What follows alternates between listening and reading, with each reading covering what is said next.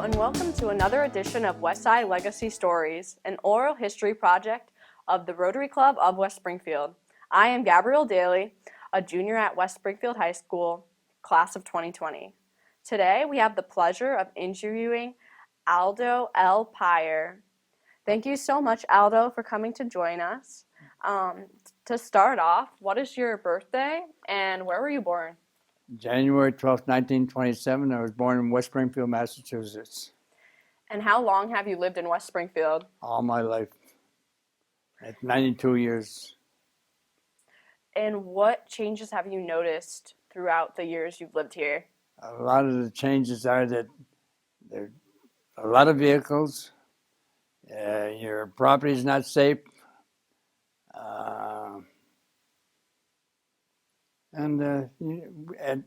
at my age, when I was a young boy, we could leave the house doors open, and now you can't. So. Is that what you miss about back in the day? Well, I missed it back then because you could go anywhere and not have to worry about any problems. And what was it like to grow up here, or when you first moved here? It was very, very nice growing up here. I had a lot of friends. We had sports, and we had no problems. And what were some of your best memories growing up in Westside? Best memories was, it's pretty hard to say what the best ones were because there were all so many good ones. And sports, to me, was the best for me. Anyway, that's what I remember most. What sports did you play when you were growing up?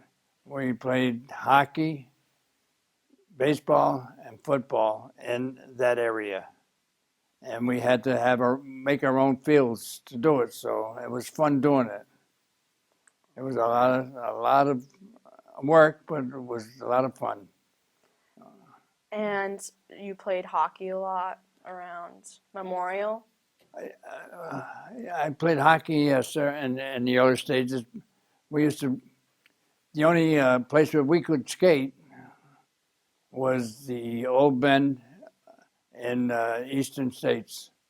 They used to freeze over, and that's where we used to play until we made our own hockey rink in our own area. And that was an outdoor rink. And can you explain the Deadline Gang that you were a part of? Well, the Deadline Gang is a group of West Springfield sport players, people living in West Springfield in the Memorial Avenue section. And they decided to,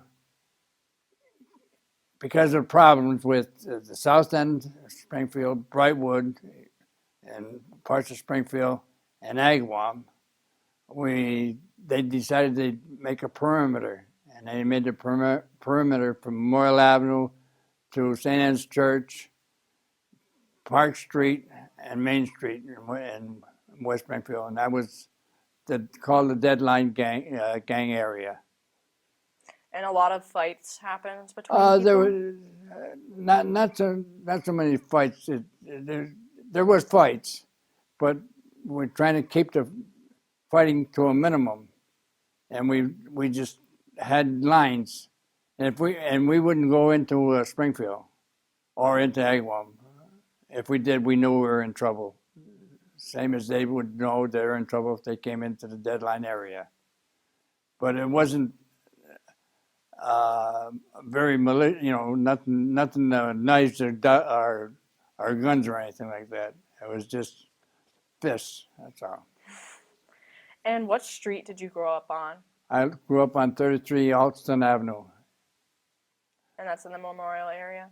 Well, it's the River Road area, so okay. we're in the area of the Deadline Gang. All right. And what are some of the great stories or legends about the town that you can think of besides the Deadline Gang? What was that? What are some great stories or legacies that you've heard of? One thing is we had trolleys. That was our transportation from in West Springfield.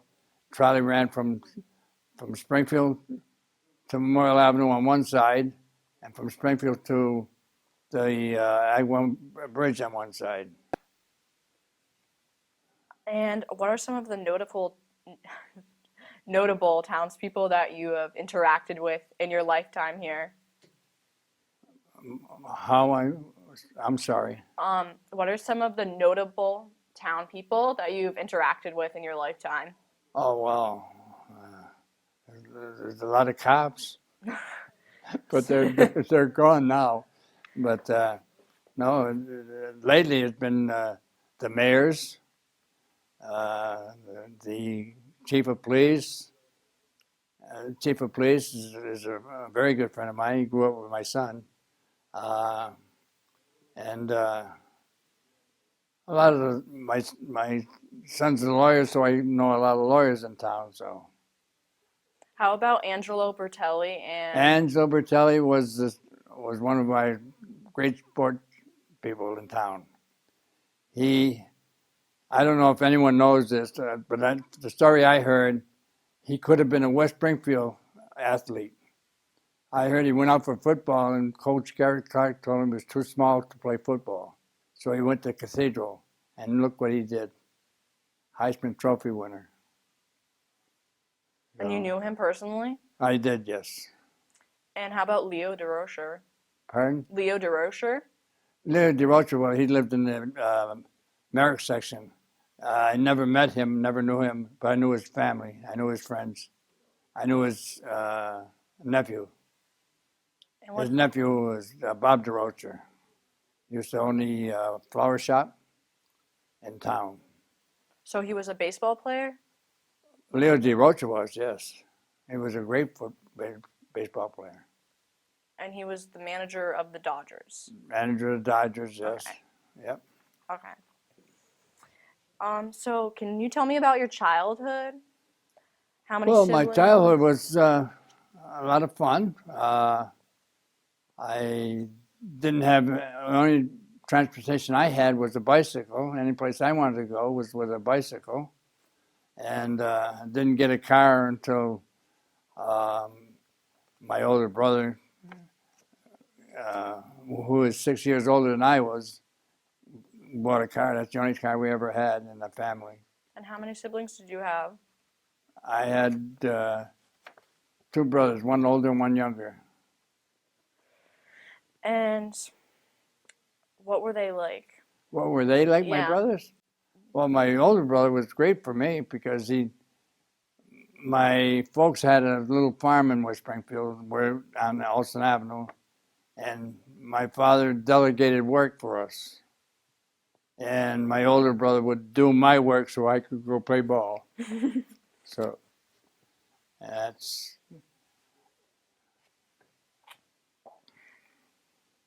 And are there any childhood stories that you would care to share? Well, there's not too many of them that I have that would. The only thing I remember mostly and share was going to the exposition when it was on, and the grounds.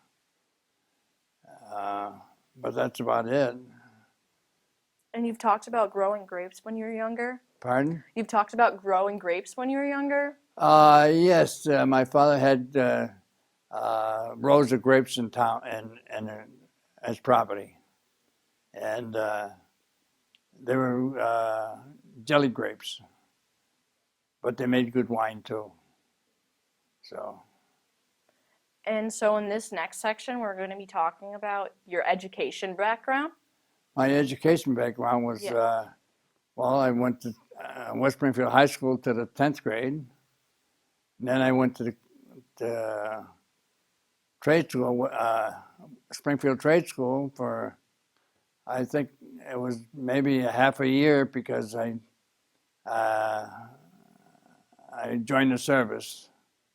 And then when I got out of the service, I came back to high school and got my GHD or whatever it is. GID. Yeah. GED. GED, yeah. That's it. I shouldn't read it off my paper. What elementary school did you go to? I went to Memorial Avenue School. Now, I don't know if you know the history of Memorial Avenue School. It was, school was in West Springfield, but it was on Bridge Street, down near the Memorial Bridge. They were planning on the highway going through there, so the school was shut down. Then people decided, town of West Springfield decided to make Memorial Avenue School, which is on Memorial Avenue right across from Eastern States. It's now the Dante Club. And the Memorial Avenue School is down where our ball fields was. And that was down on the corner of Baldwin and Cold Spring Avenue. So, and then I went to Colonial School of Tool Design once I got out of the service. It was a 2-year program for tool design. And you grew up next to the Biggie? Pardon? Did you grow up next to the Biggie? No. Alston Avenue is on River Roadside. I lived off of River Road. Okay. So it's close to the Biggie. Well, it is. You walk down the end of the street and you're at the Eastern States. And what was the Biggie like back then? Back then, it was a lot of fun because wasn't commercialized as it is now. Everything was what they were made and so forth, and they always had prizes, people going in. You come out with a bunch of literature that take you a year and a half to read. So it was a very nice place to go to. And it still is, but it's all commercialized now. Pratt & Whitney used to have their machines showed their engines in there and so forth, and now they don't do that. It's all commercial stuff, which is... Yeah, it's very crowded. Yeah. A lot of people. So growing up, what kind of friends did you have? If you had friends, did they give you a nickname? What were they like? Well, I had 4 of them that lived right near me. 5 of them, actually. There was Felix Protassi, we used to call him Scuff. There was Ray Rossi. There was Aldo Bicelli, we called him V. And there was Raymond Allen, whom we call Buddy. Those are 5 of us that hung around together. What were the reasons for their nicknames? Well, Buddy was Raymond. We figured Buddy. My name, they call me Pie because of Paier. Oh.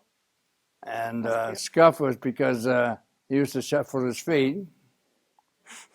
And V is because of Bicelli. We call him V. What are some of your memories with them? Oh, a lot of good memories. We did a lot of fishing. We did a lot of swimming. We played a lot of ball together. So they're all memories that were there. We did it all together. So, and then, of course, when we got older, they were older than I was. So they went into service before I did. And can you tell us about your friend Smokey? Smokey? Yeah. Did I tell you that Smokey? Or was there No, I don't think you did. I don't think you mentioned Smokey, him. that was Arthur Justina. I don't know how we got Smokey. I really don't. What was he like? He was a what do they call it? He had polio when he was a kid. And so he had a bad leg that didn't grow. So I don't know why we call him Smokey. I really don't.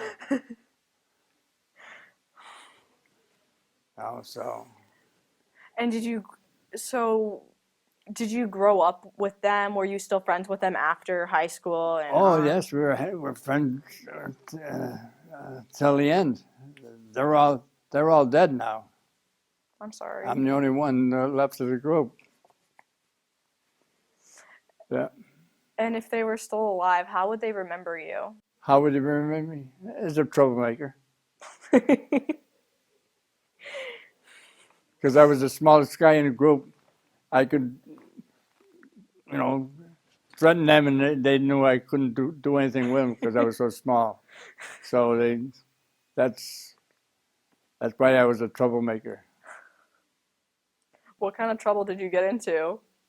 Nothing too bad. Just um, we used to go skipping in the hockey games, and the cops used to catch us, and then bring us into the Eddie Shore, and Eddie Shore would say, "All right, you can't come in here anymore, but go watch the game." So he was a great fellow, Eddie Shore. And so He was the owner of the Springfield Indians. And so was this just like deadline gang stuff? Like you guys just causing trouble? Oh no, like I say, that everybody observed the areas, so that minimized all the problems. Oh, so the gangs actually stopped the problems from Right? coming? Yeah. Okay. They realized that all they're going to do is get in fights, and why get in fights? In fact, then we got into playing sports together. Prior to that, we never played sports with the South End. And what are some of your best memories from grade school, high school, Uh, trade school? well, the only memory I have in high school was I went out for football, and Coach Gary Clark told me I was too small, so I left. That's why I quit West Springfield High. He liked kids that were tough. And did you play football in the trade school at Springfield? At trade school? Yeah. No.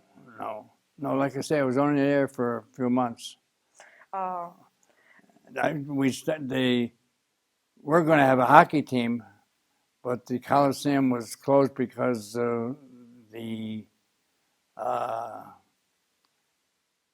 Army Reserves took the building over, and they didn't make any ice there anymore. So. And when you were growing up, did you know what you wanted to do? No, I did not.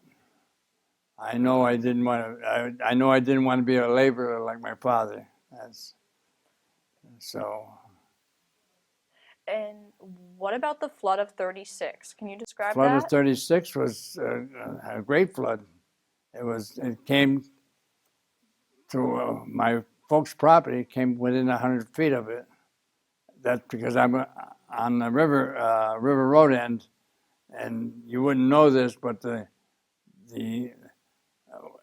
Eastern States is lower than the river road is. You wouldn't know it by walking, but it is. Because the water came up from the Eastern States area. So, and that flood at the Eastern States, it was 17 feet deep. Oh my gosh. Yeah. And how did they clear it all out? And you wouldn't think that there was 17 feet from there to River Road, and what I'm trying to say is in level. There wasn't a flat. It was 17 difference in height, and an area from there to River Road. And how did you clear out the flood? How did they clear out the flood? Well, in the flood, we were evacuated.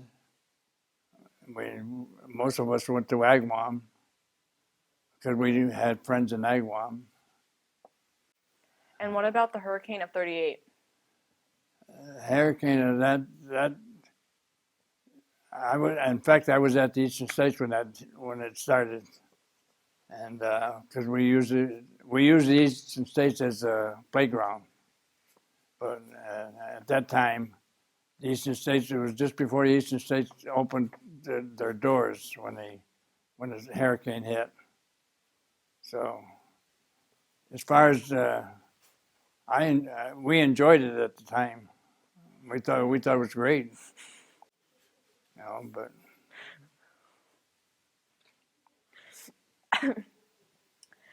So now moving on to you going into the service. So you signed up when you were 16. Did you always want to be in the Navy? What made you want to join? no, the reason for that was I didn't like the Army. I didn't want to be a soldier. I wanted to do something else, and I didn't want to be a Marine because they were glory people. So I wanted the Navy. So the three of us joined together, and we were both the same age. Myself, Felix Patasi, and Bill Yelenick.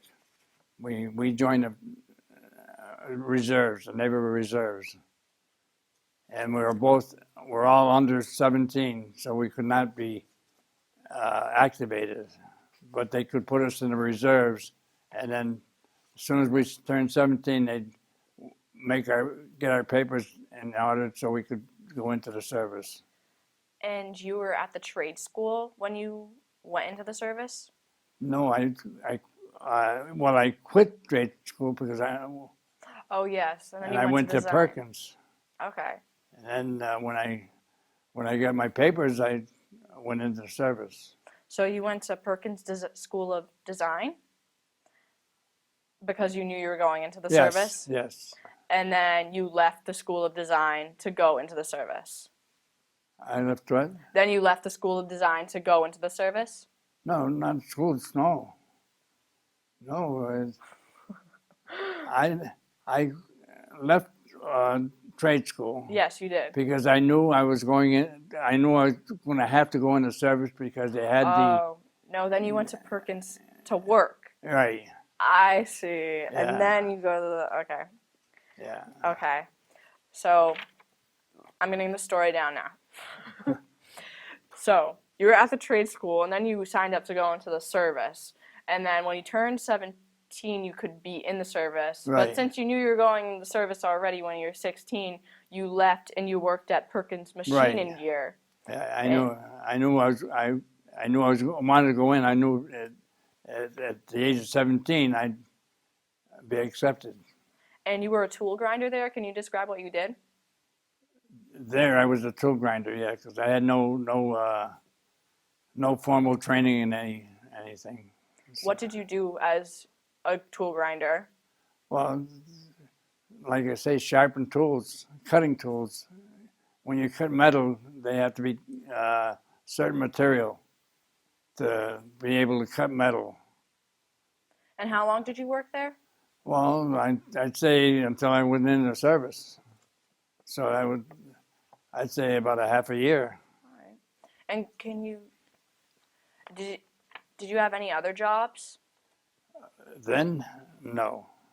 So can you describe going into the service?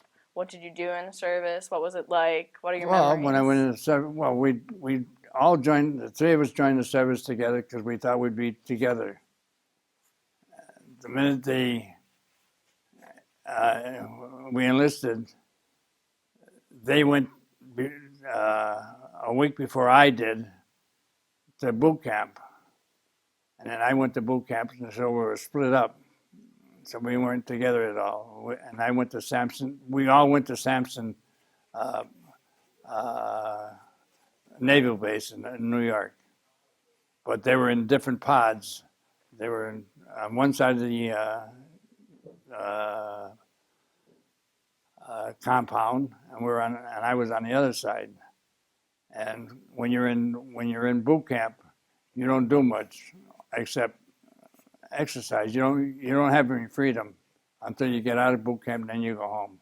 So were you guys all upset that you couldn't be together?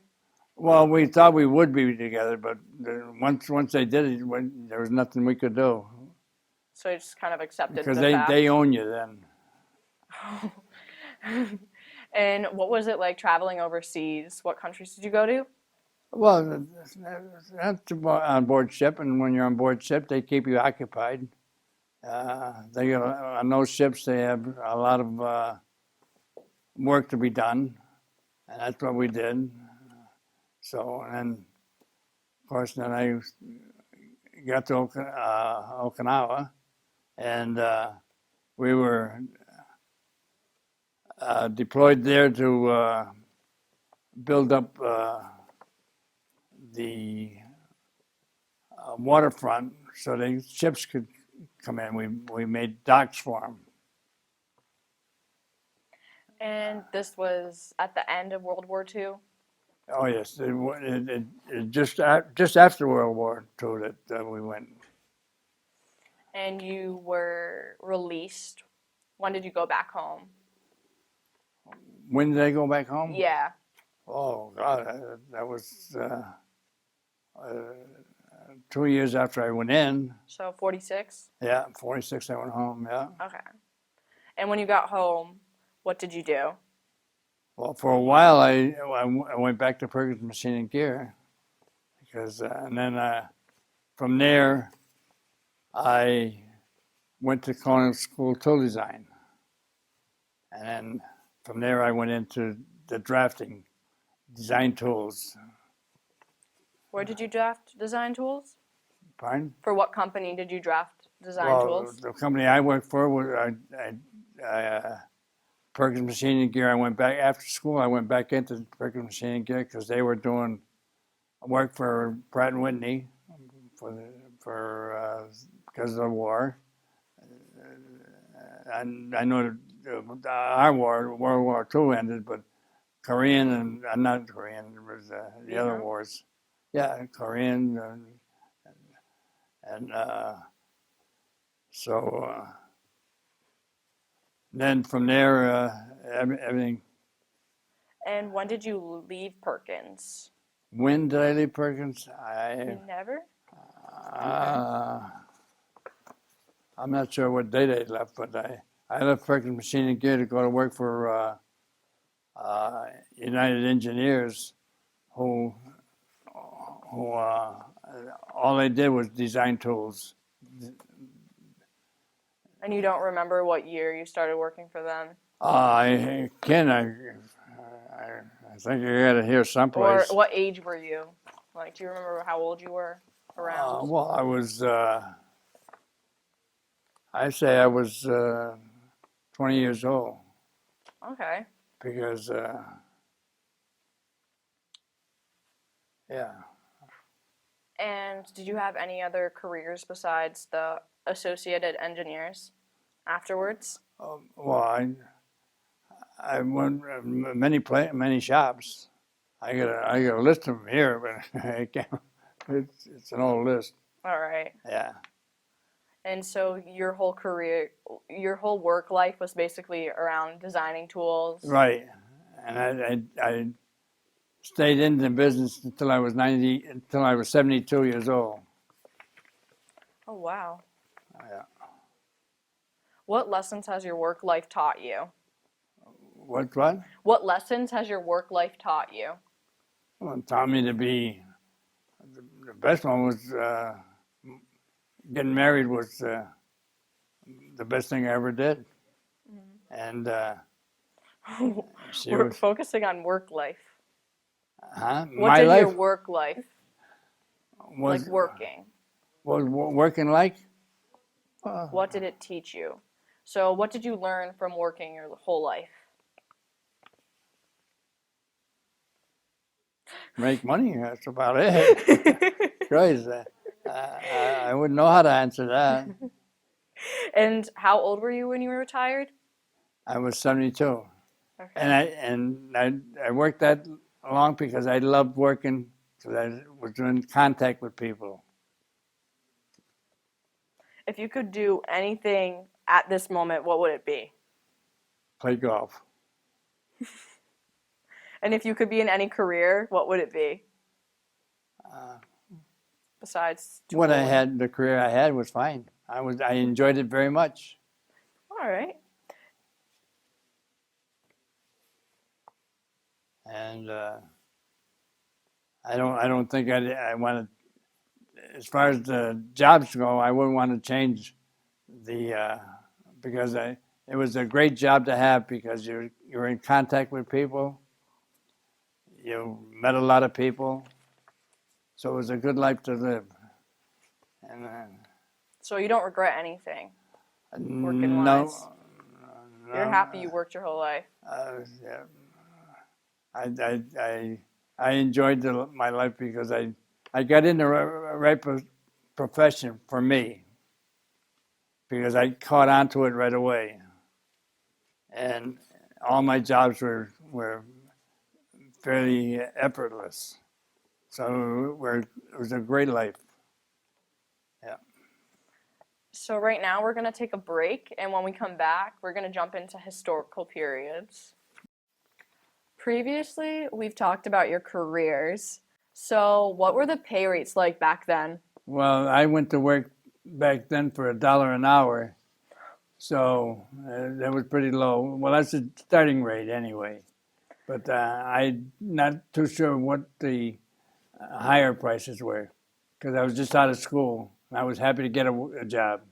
So $1 an hour was all right until I got into the service. And you weren't sure what a good pay rate would be like? No. That was good enough for you? Yeah. It's a good question because money back then, you can realize what it used to cost 5 cents to go to the movies back then. Cost you 10 cents it would cost more to ride the trolley than to go to movies. And now it's 17 to go to the movies. huh? Now it's $17 to go to the movies. Yeah, I know that. It's quite crazy. a difference. Yeah, definitely. Yeah. Yeah, and you saw the same movie about a month in a row. It was a continuation. They have the movie and then stop it, come back next week to catch the other series of it, right along for about 5 months, 4 months. Were there any like TV shows that you really enjoyed watching, or any standout movies? Well, that area we never had TV, not in the 30s, 40s. There was no TV. Oh, yeah. So what was your favorite movie then?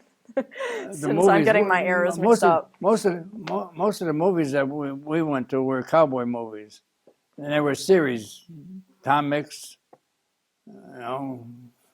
He used to be the great cowboy, Tom Mix, and Roy Rogers. So but there were series, and they always continuum. You have to go back the following week to see what happened the week at the end of what happened the first week. So That's interesting. So historical periods is the next section that we're going to be moving on to. And how was your family affected by the Great Depression? well, of course, jobs were very scarce. Depression, and if you had work, you were lucky. And like I said previously, my father had grapes, and he had a little farm. So his food was supplied by the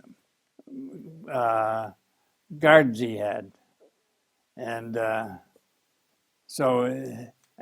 when he did work, he'd work maybe 60 hours a week, just for means to live, and he wasn't getting too much money at the time. And I remember myself going on the railroad tracks picking up coal so we'd have some heat.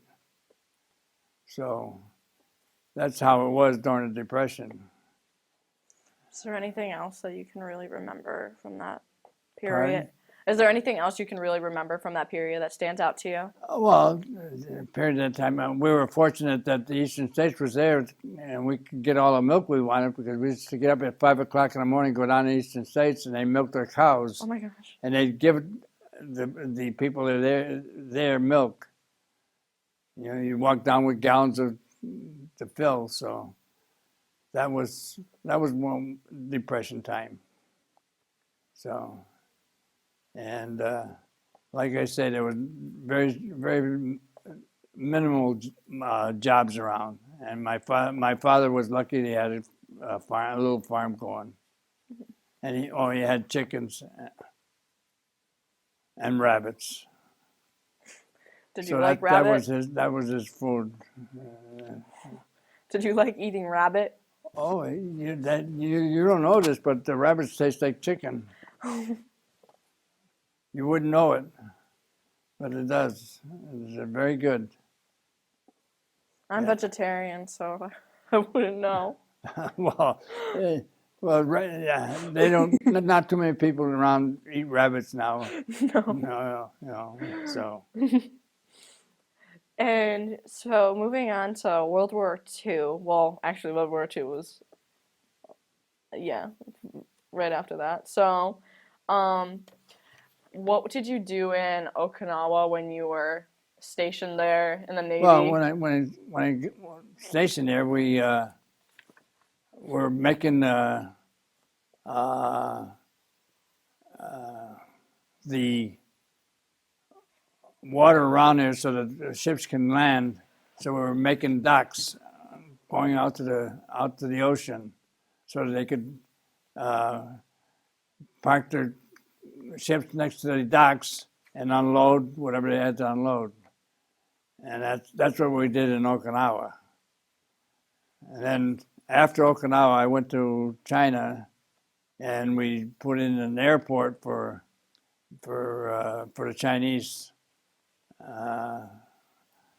because it was they needed an airport, and the Americans were willing to put it up for them. And do you remember like what you felt, what it felt like to when the war ended?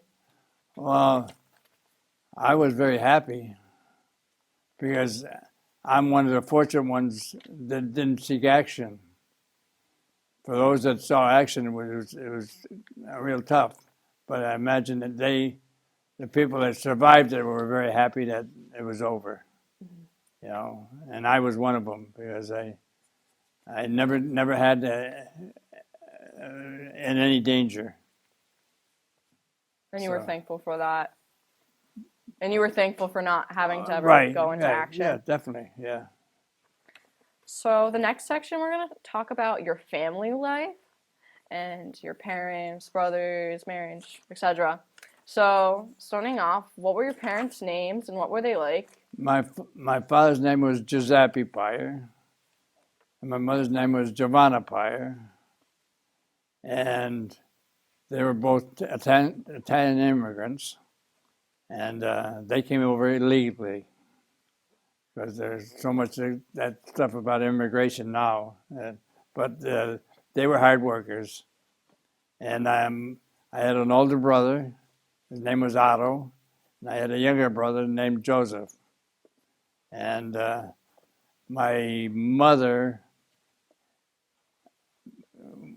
well, my father, when he came over to the United States, she was in Italy and she was still pregnant, and she had childbirth that didn't work out, that died of childbirth.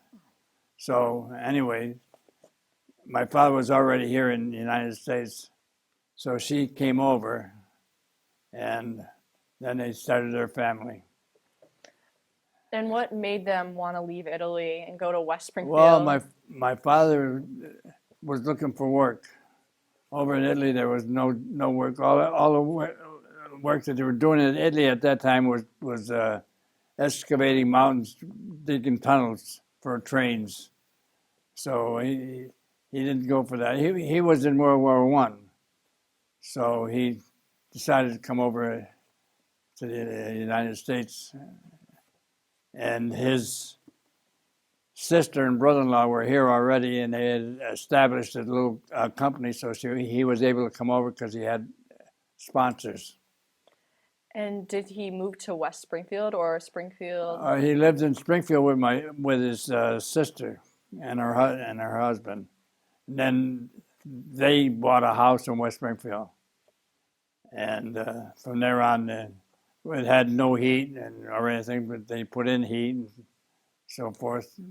And like I say, when I was a kid, I remember going onto railroad tracks, picking up the coal that falls off the railroad trains, and they used that for heat, and wood that he would go down to the river and bring home logs and so forth and cut them up for heat. So they had a tough life, but they were very good to the kids. Yeah. So what was, no, sorry, I'm not even gonna ask that. What were your parents? How did they meet? And like, Well, I wouldn't know how they met. I think that back then they were promised. The families would promise their kids to marriages. I think that's. I don't think there was anything that like here in the United States, you court for a long time, or sometimes you don't, but most of those a long time. I think they were promised. Parents promised their kids to get married, and they get married. So that's 90% of the time. I think that's what happened back then. they couldn't speak any English? No, my father could, and my mother could, and then she started to learn how to talk Italian, American rather, and then she had a stroke, and that was it. The American language went right out of her. She couldn't talk it anymore. Yeah. So it was all Italian from then on.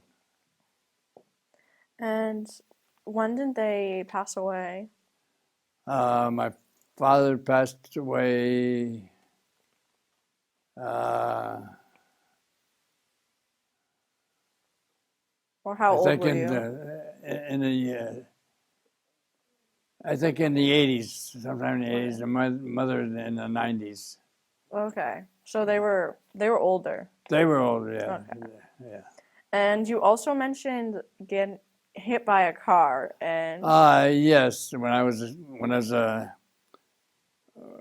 young and I grew up, we used to go down to the river and go swimming, and we were on an excursion that day. We were going to go swimming, so we left my house and we went down to Cross River Road, which is the main drag, one of the main drags going through West Springfield.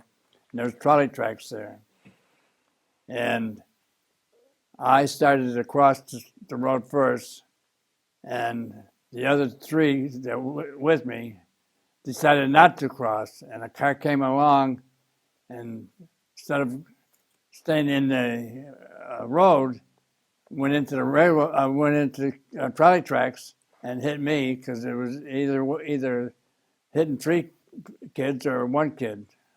So I was in the hospital, and excuse me, and the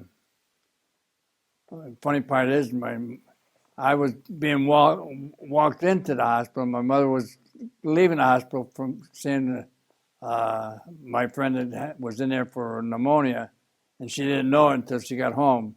And the police brought her back to the hospital, and it was me. So, and then after that, my mother was able to go take a trip to Italy, so we went to Italy. Myself and my younger brother Joe, we went to Italy, and we stayed over there for about 3 to 4 months. So when I got back here to the States, I had to stay back in school. But that, makes sense. missed too much school. But it was It was enjoyable over there. I had a lot of fun. They were happy to see me leave there, though. Why is that? Well, like I said, I was a hellion when I was a little kid. You're a little troublemaker. A old troublemaker, yeah. Yeah. And now, can we talk about your marriage and how did you meet your wife? What was she like? My wife, I met my wife at a party. Her friend was going into be a nun, and they had a party, a farewell party for her, and I met my wife there, and that was it. I think it was love at first sight, but I'm not sure. On my part, it was. I don't know about her part. So, but and then she graduated from Westfield State. She became a teacher. And then we got married after she got out of college. Her father didn't want her to get married until she got out of college because he didn't want to have any things that she'd be concerned about. Marriage, and who knows what would happen after marriage, And did you have children? How many? And what were their names? I had 4 children. I had my oldest girl is Karen. And my boy is Aldo also. And my third child was Mary Elizabeth. She's a lawyer here in town. And my youngest daughter is Sheila, and they own V&F Auto in Agawam. So they're all doing pretty well. And what were they? Were there any particular stories you would like to share about them? What was that? Any particular stories you would want to share about them? Stories to share about them? Yeah. Well, my son was a big boy, and he played football, so he was a big boy, and he was known as the tough guy in Westside High. I don't know if the story is still going around here or not, but he was a tough kid. And of course, Karen was graduated from Westside High, and then she went to Trinity and Vermont, Burlington, Vermont. My son Aldo went to Berwick Academy, and then Western New England. Mary went to Trinity College in Vermont, Springfield College in Springfield, back to Trinity College in Vermont, and then into Western New England College to become a lawyer. And then Sheila graduated from Becker College and married a young fellow that started a business in Agawam. So I was very fortunate that everything worked out well. Yes, you were. And what were holidays like? Also, Christmas tree hunting. Pardon? Christmas tree hunting. What were your holidays like? Holidays? Yeah. Oh, they were always great because I got a lot of family. I got, I think, 10 grandchildren and 6 great-grandchildren. So we have a great time. And what was Christmas tree hunting like? My wife would look in a paper and say she sees Christmas trees at a certain spot. We'd go up into the Berkshires and look for the farm and never find it.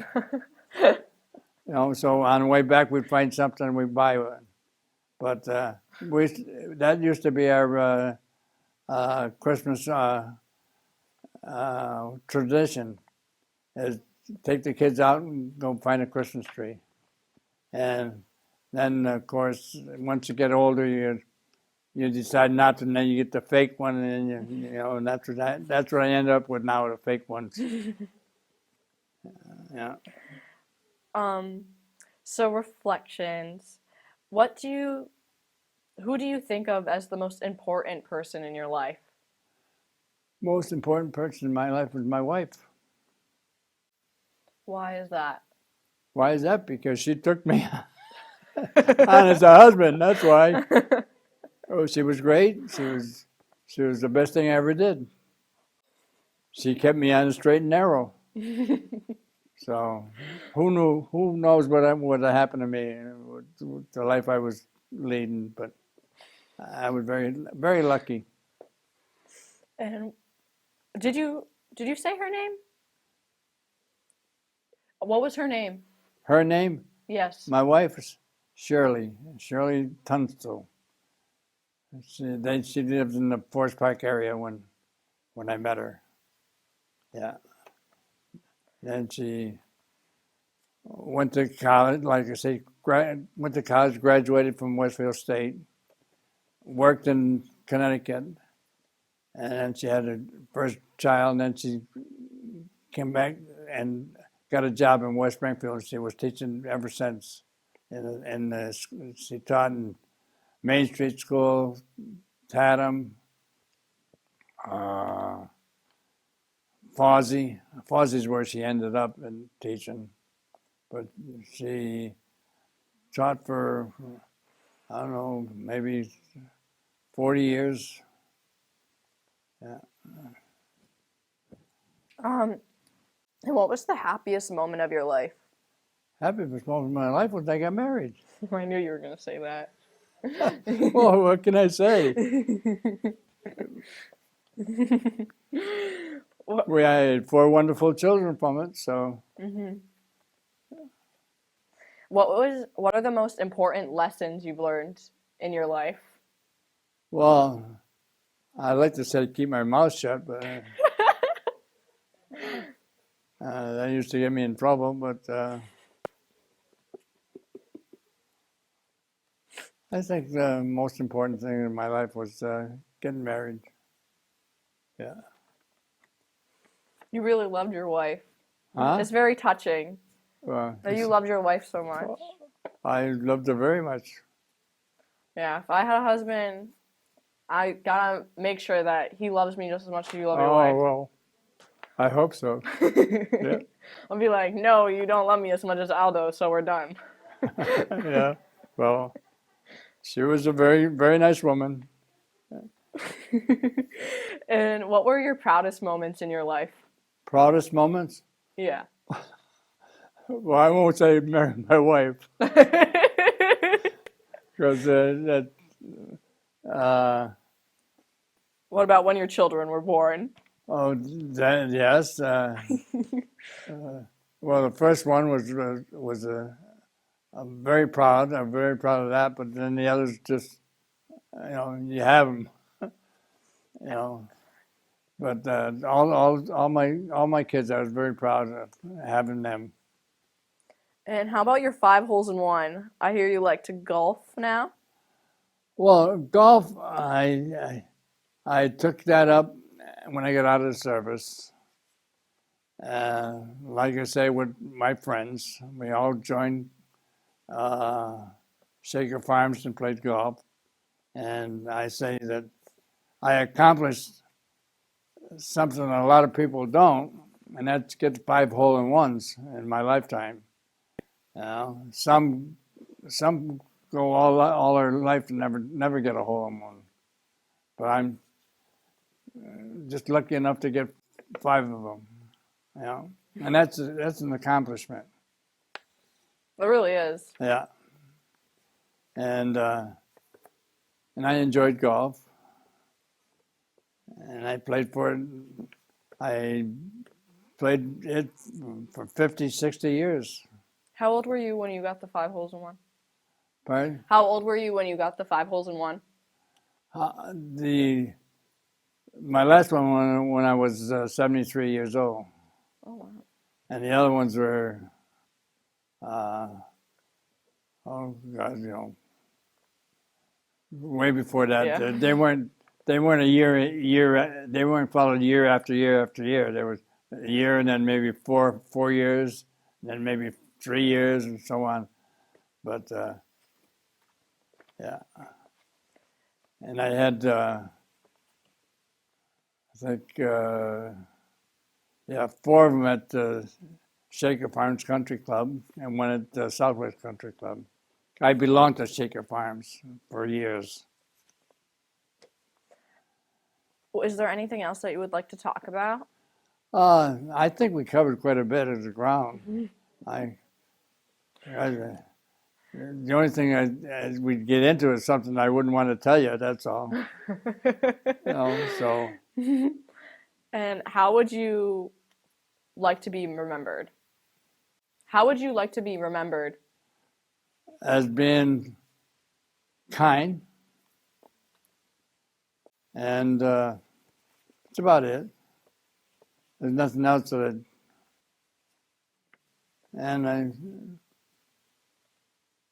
I wish I was remembered, could be remembered for sports because I love sports, but I never was that level. Mm-hmm. Thank you, Aldo, so much for joining us today and sharing your life story on Westside Legacy Stories. It was great. Thank you for having me on the program. Thank you very much.